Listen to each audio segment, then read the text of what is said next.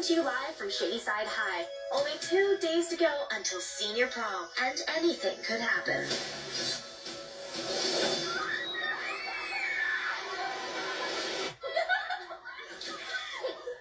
Gotcha. Megan Rogers, principal's office right now. Ooh, baby, do you know what that's worth? Miss Granger, this is your time. This is your chance to fulfill that promise. I'm trying to win prom queen, but I am never gonna find a prom dress. You're so gonna win prom queen. You better believe I am. Welcome! Congratulations to your senior prom! Sorry. If you make a fool of me, this will be the end of you. It's so easy. When's it all going to go wrong?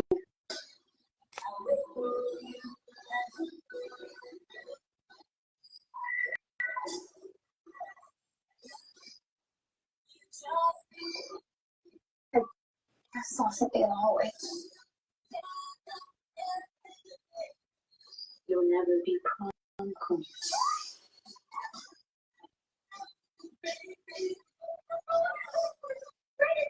You know how it sounds?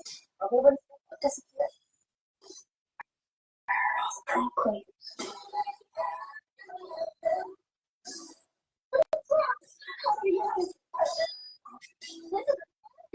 So light and so The music back on. I'm gonna cut the brakes. I did this. You having a good night?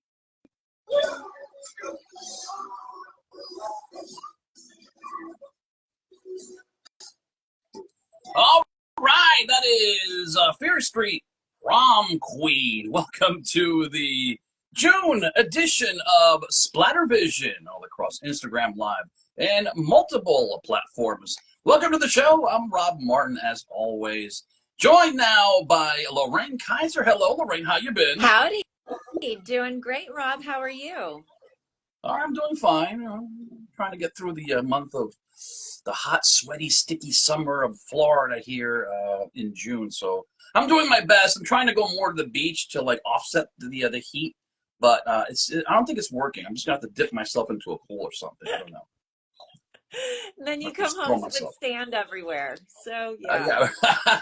Yeah, I love how you have to like vacuum your car out completely in order to get all the sand out. That's just annoying. I liked it better back in New York where I just had to barely just scoop up anything. So I'm happy about that. But anyways, welcome to the June edition of SplatterVision. And we're talking about Fear Street, which is the latest entry into this, I guess, series that they've had going on. They've done 78. They've done 80. What was it? 60 something. They've done so many different, I guess, conglomerations of this Fear Street series that Netflix continues to pound them out.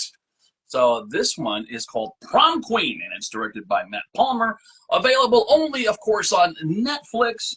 Prom season at Shadyside High is underway, and the school's wolf pack of it girls is busy with its usual sweet and vicious campaigns for the crown. But when a gutsy outsider puts herself in the running and all the other girls start mysteriously disappearing, the class of '88 is suddenly in for one hell of a prom night. All right, Lauren Kaiser, you've seen this. What did you think about Fear Street Prom Queen?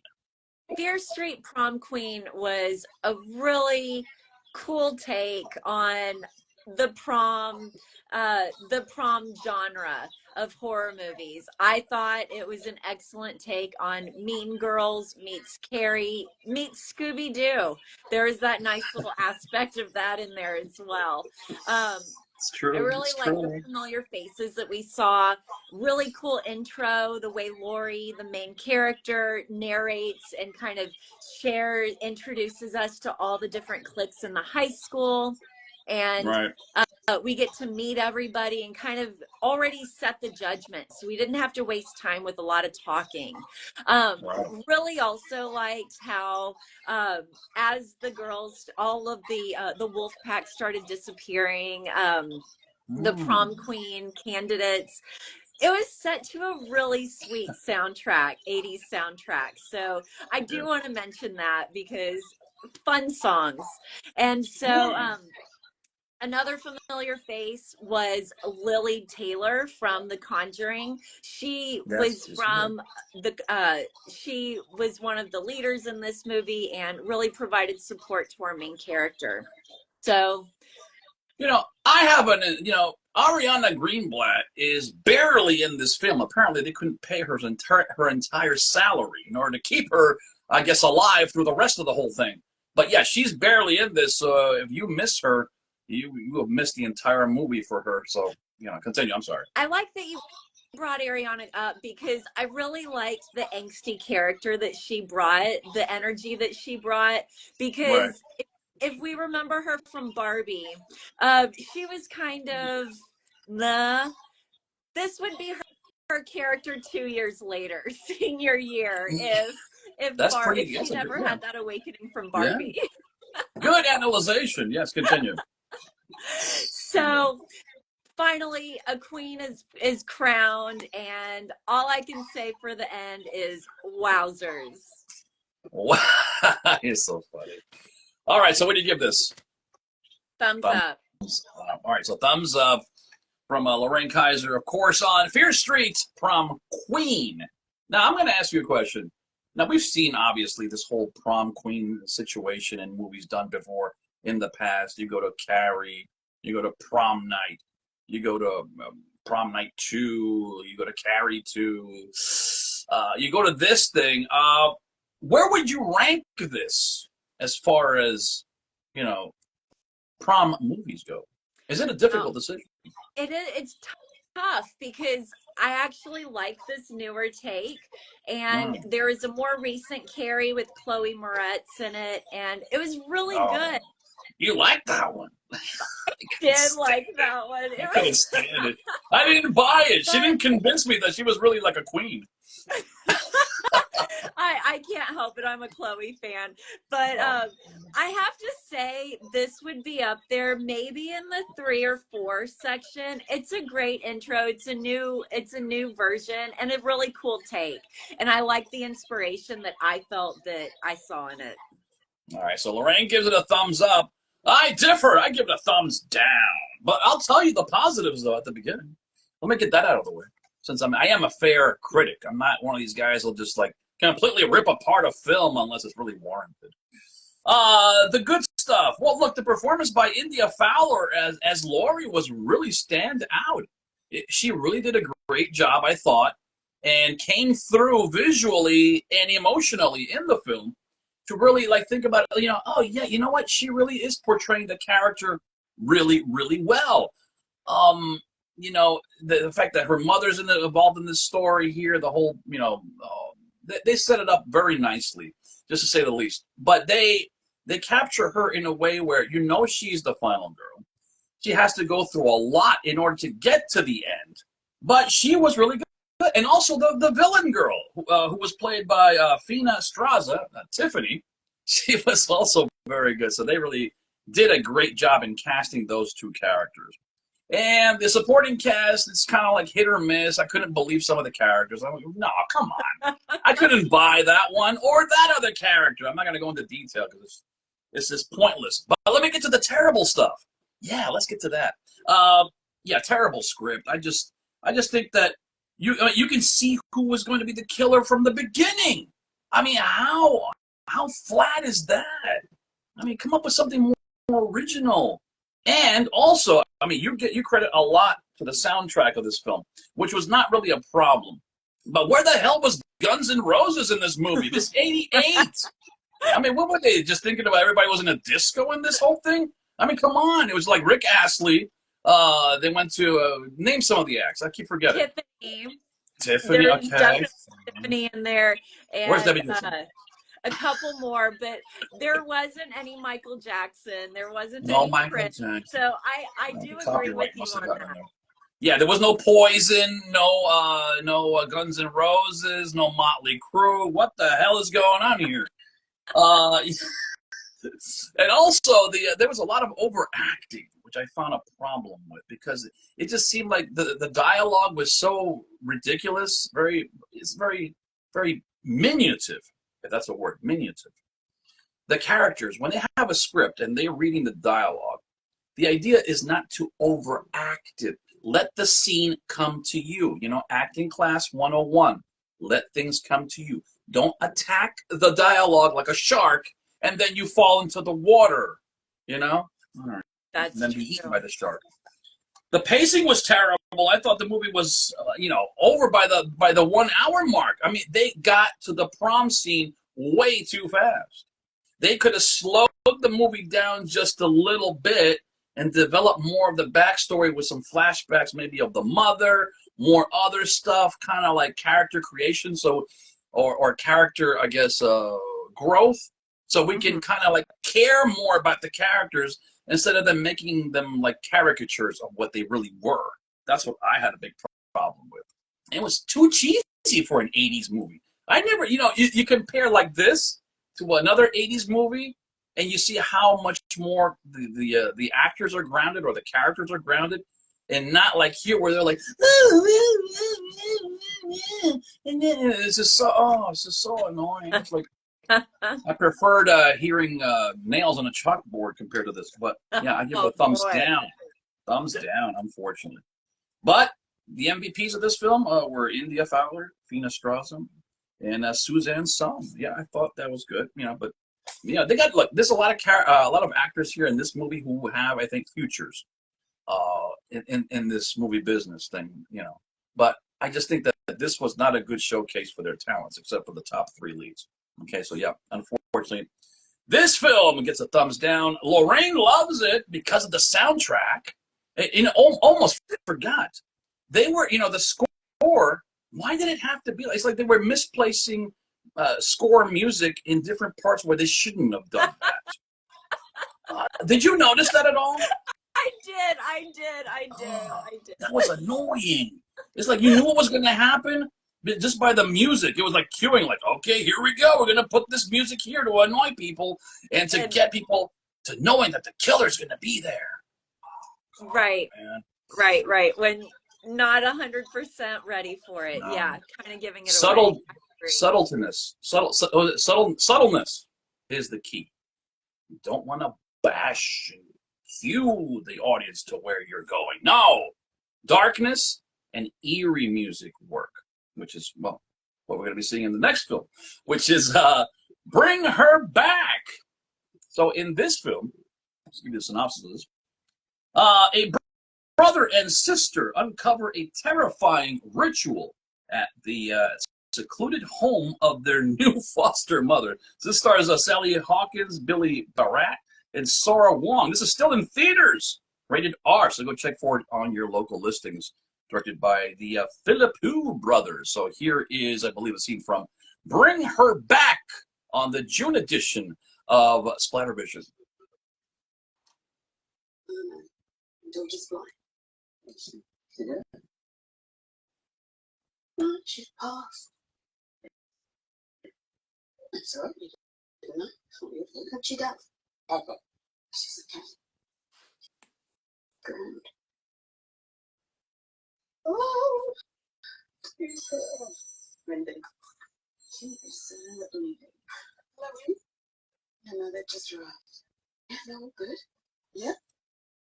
Fine. Wendy says hi. Owen. She has a back. She does have a back. That's all right. Oh! Oh, no. Try out for a hello.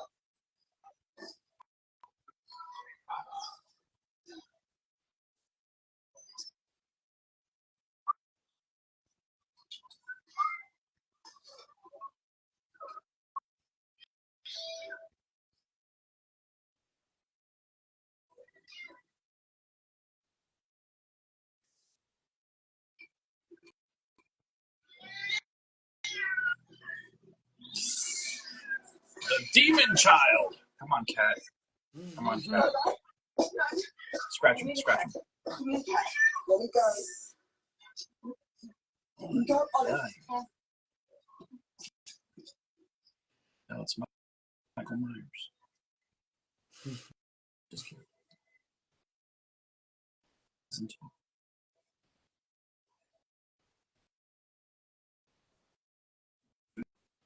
Make it.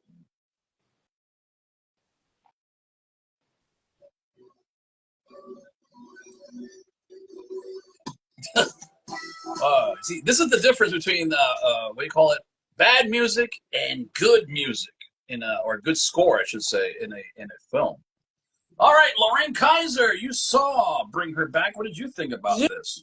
Yeah, so this movie was a very interesting take on the cult genre of horror. I found it very interesting. It wasn't, we got a really quick introduction into who the main characters are, Piper and Andy. Right. Great performance by Billy Barrett, the older brother who plays Andy. We very quickly find out father dies. Billy Barrett's character has to try to resuscitate him. Doesn't work. Dad's taken away. So both kids have to go to a guardian. And Boy, they hit the lottery with the Guardian thing. Boy, they really hit the jackpot. Oh my gosh. Anytime you bring in a foster parent into a horror movie, we know this isn't good. And not to mention, poor Andy tells the foster mother, I'm seeking guardianship in 3 months. Come on, Andy, you can make it. Make it for 3 months. So much pressure, the poor guy. Right. That was the kiss of death. So lots of craziness happens. Weird things start happening to Andy, being blamed on mental health issues. And all the while, it's this crazy foster mother playing tricks on him and gaslighting him. Poor guy, he lost his dad. And did I mention Piper's blind? Piper is visually impaired. So this is the only person left for her. So he's very, very concerned about taking care of her. This woman, this foster mother, lost her biological child, so she has a gap in her heart to fill. And then this kid on the cover, Connor Bird, his story. It was a really, I liked the story. I felt like it was a little bit too long. I felt like there was a lot more talking and less action, where we could have seen, like you mentioned before, more of those flashback scenes to fill in who was. Tell us more about Kathy, the foster mother's daughter. How did Andy and Piper come together? And while it's produced by a great studio, I just found myself just really questioning a lot. But come to the end, I was blown away by the end. I did not see that coming, and I gasped a little bit. I have to be honest. Yeah, I had eaten a chicken sandwich before watching this movie, and it didn't go down too well. At halfway through the movie, I was like, man, I wish I would have never eaten my food before I ate this, before I saw this thing. It just didn't do it for me as far as the digestion, because of what was going on in the films. Well, because I was seeing on the screen. I continue. I'm sorry. Yes. So that's my feedback for the most part. I felt like for the most part it was about 30 minutes too long. I did feel as though the end was a little underwhelming for what was being built up. And I was left just yearning for something that I wasn't quite given. So what do you give it? Let's see. Thumbs down. Surprise. I thought you were going to love this movie. Honestly, I thought, I think Lorraine's going to dig this, and she's just going to eat it up. Not literally, but you had the idea. Well, yeah, right, if I was in a certain mood. But, yes, it was that very ending. We were getting so much. It was building up so much. And then the end, I was just left like, we need one more scene. I even was waiting for a post-credit scene. Well, you think all these movies are Marvel? I mean, come on. It's gonna be like, I know I'm not gonna give anything away, but yeah, I thought so too. I thought I like with you on that one. All right, so Lorraine gives it a thumbs down. What do I think? Boy, in the first act, they had a funeral scene for the father. And the fact that Sally Hawkins' character kisses him on the lips, she didn't even know the father. How creepy is that? Oh, man. But there's just so many weird moments in this whole film that I was taken aback as to what the hell was really going on underneath and how they filmed this. And that must have been hilarious behind-the-scenes video trying to put this thing together. Also, the taxidermist dog, I would never do that to my pet. Oh, my God. What the WTF? What the hell? Or, you know what I mean. Yeah.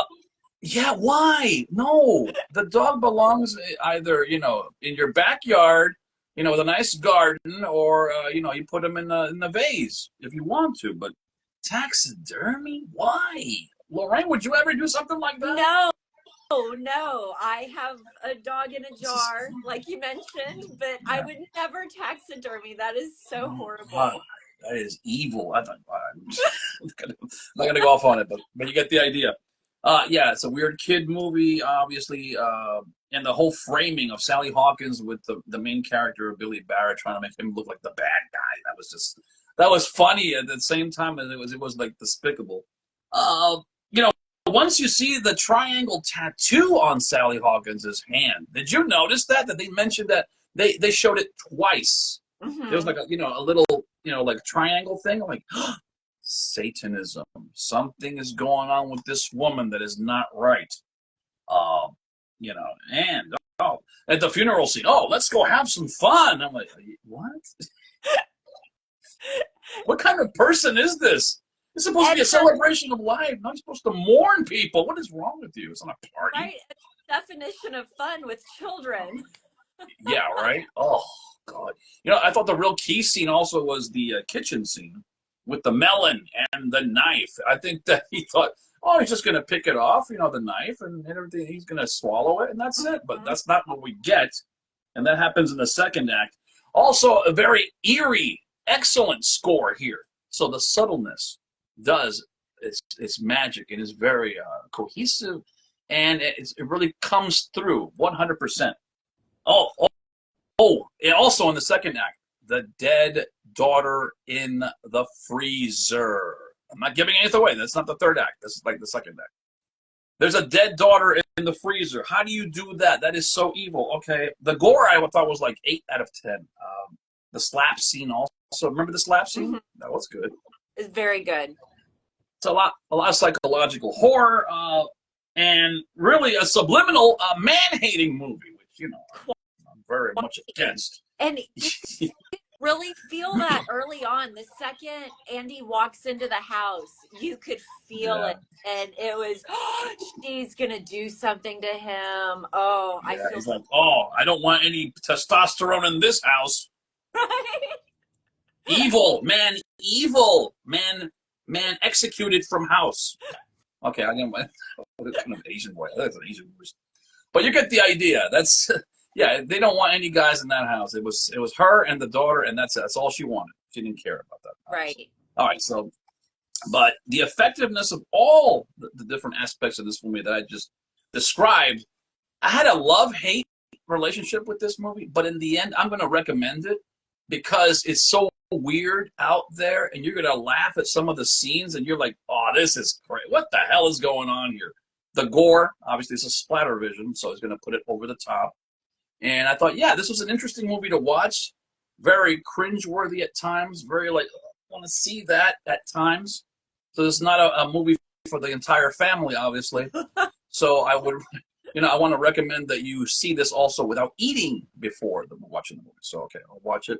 Thumbs up for, what is it again? Bring Her Back. Bring her back. Yes. Bring Her Back. I'm only going to watch this movie once, and that was it. I'm never going to watch it again. It was just too much. I'm telling you. All right, so that's rated R, and it's in theaters still? Yeah, it's in theaters. So go check your local listings for showtimes in your area for Bring Her Back.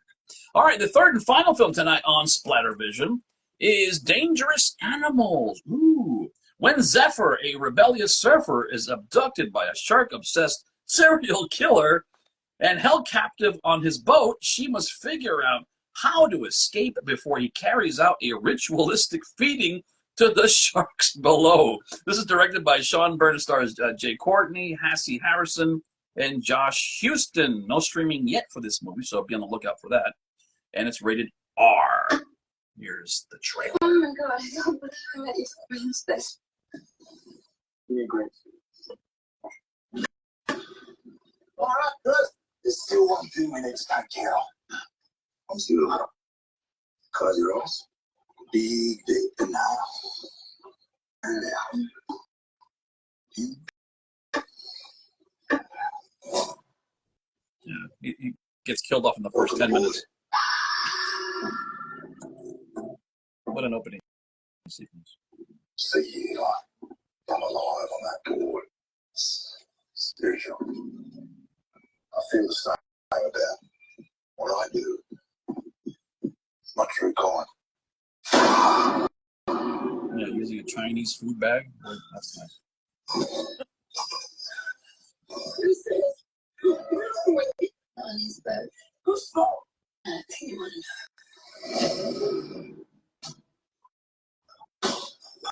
Fighters. Thanks for a bit of right, place, please. And. Tell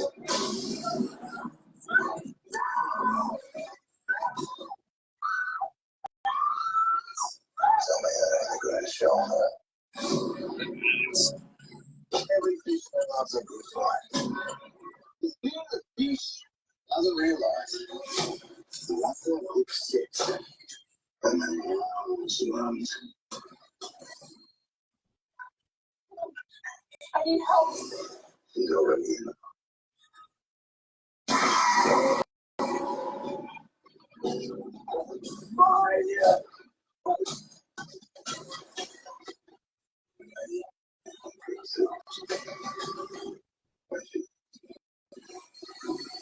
I'm nothing but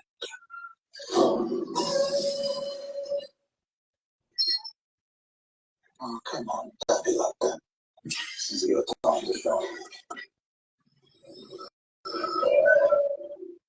Jay Courtney in the role of a lifetime in Dangerous Animals.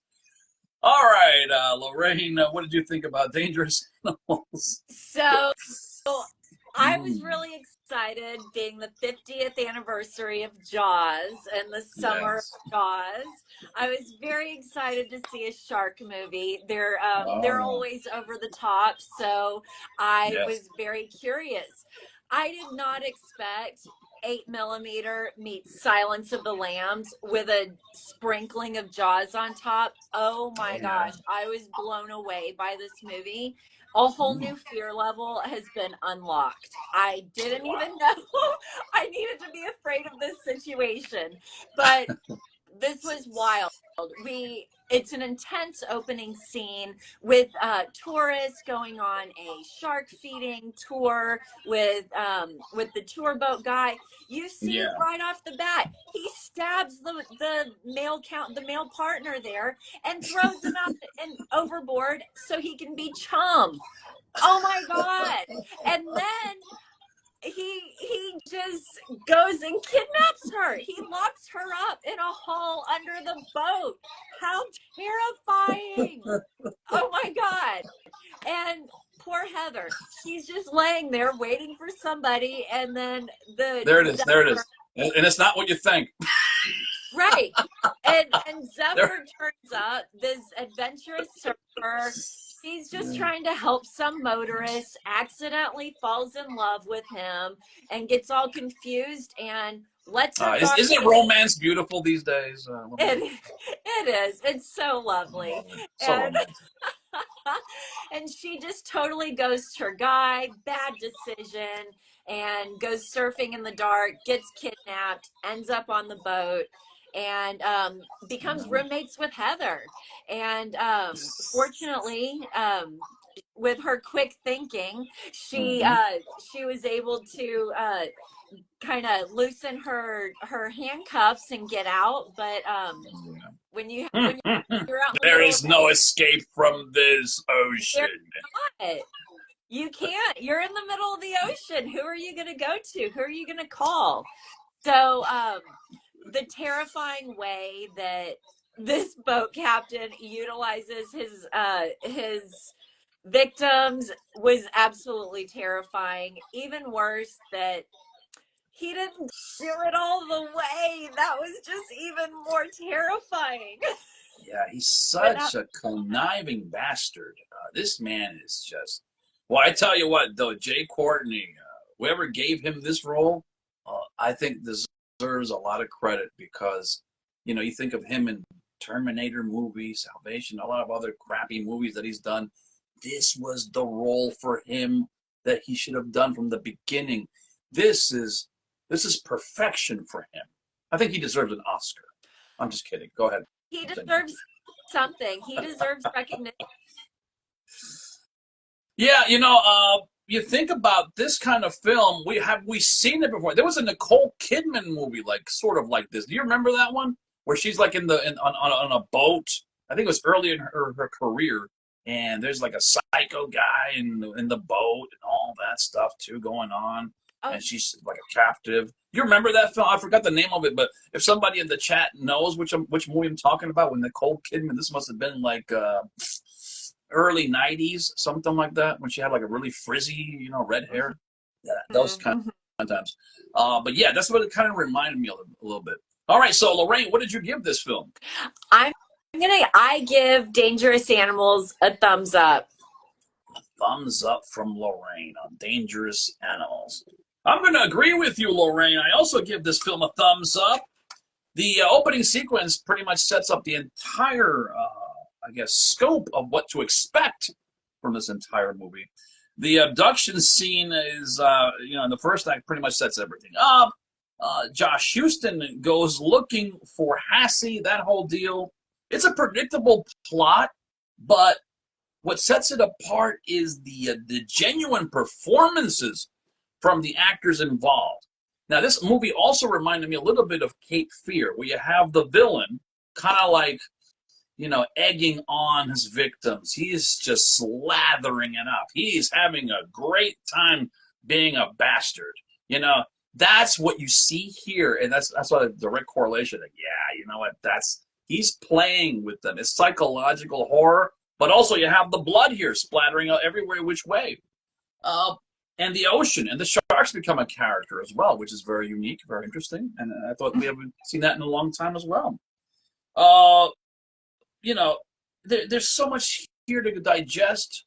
No pun intended for the shark, but still, Dangerous Animals. Thumbs up. Go check it out. It's not yet on streaming. It just left the movie theaters. So I guess wait for streaming. I'm sure Prime Video will have it at some point within the next month. It's Dangerous Animals, directed by Sean Byrne with Jay Courtney, Hassie Harrison, and Josh Houston. This whole cast here of Hassie Harrison and Josh Houston, I think, have terrific futures ahead of them. I see their acting ability, and it works really well. I think they can do a lot of big things in the future. So those are two names to look out for, Hassie Harrison and Josh Houston. Who does Josh Houston remind you of? Let's see if you can figure this one out. Oh. Let's see. Oh, why are you putting me on the spot? Oh, all right, you give up? I give up. Jason Momoa when he was young. Oh, that's good. Yeah, I see that totally. And who does Hassie Harrison remind you of? She reminds me of Jennifer Lawrence 100%. Bingo. You got it. Exactly. So there you go. They have big futures ahead of them. So this is a good stepping stone for them in their acting career. So yeah, thumbs up all the way around for Dangerous Animals. All right, let's do a quick recap of this month's movies on SplatterVision. First, Fear Street, Prom Queen. Lorraine Kaiser, what did you think? Fun take on the prom genre, and I give it a thumbs up. All right, very good. I thought it was just too cheesy, too predictable, bad dialogue, and mispacing of the different sequences, and bad scheduling of the movies. Music in different scenes that shouldn't have been. It's just misrepresented throughout the entire movie. I thought bad, but excellent performances from India Fowler and Fina Straza as the two leads. So unfortunately, it was a thumbs down for me on Fear Street, Prom Queen. Maybe they'll have another Fear Street movie in the future. Who knows? All right, and the second film tonight on SplatterVision is Bring Her Back, Lorraine. Performances here and there, especially standout performance by Billy Barrett, but the ending just left me underwhelmed, and I felt like it was a tad too long, so thumbs down from me.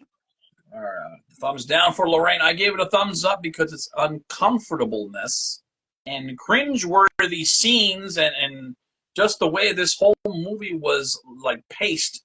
It was very interesting and very gruesome at times. It had me looking away, which is not a usual thing for me. But yeah, I was like, oh, just very uneasy, queasy feeling throughout this entire movie with that kid just walking around like a damn zombie, like Michael Myers. It was just, okay. But anyways, that's a thumbs up. So, okay, very good. And the third and final film tonight on SplatterVision, Dangerous Animals, Lorraine. Dangerous Animals unlocked a new fear level, and I didn't even know it existed. Thumbs up, 100%. All right, she gives a thumbs up. I also give it a thumbs up. Well, predictable scenario, but still effectiveness because of the actors. Strong acting performances all the way around. Gives you a different feel to this kind of scenario of abduction in the water with a psycho guy who loves feeding people to sharks. Yeah, that excellent execution here. So I credit Sean Byrne and the whole cast, Jay Courtney, Hassie Harrison, and Josh Houston. Terrific movie. Dangerous Animals. It's not on streaming yet, so look out for that in the future. All right, Lorraine Kaiser, where can we find you on social media and what you got coming up as far as stuff goes? Thanks for having me. Yes, you can find me on Instagram at Lorraine Kaiser. And I have a few projects in the works. They're in post. So hopefully next month, when I come back, I'll have some announcements for you. Excellent. Thank you, Lorraine. So we look forward to that. All the information, just give it to me. We'll post it. We'll promote it as well. So thank you. Thank you, Lorraine, for your expert analysis on these three films tonight on SplatterVision. Thank you. We hope to see you again next month. Yes, thanks for having me. It was so much fun. Excellent. All right, programming note, folks. We're right back in the saddle tomorrow night as we return with Silver Screen Previews. We preview this week's past, movies out in the box office, including, let's see, there's Megan 2, there's F1, and something called Hot Milk.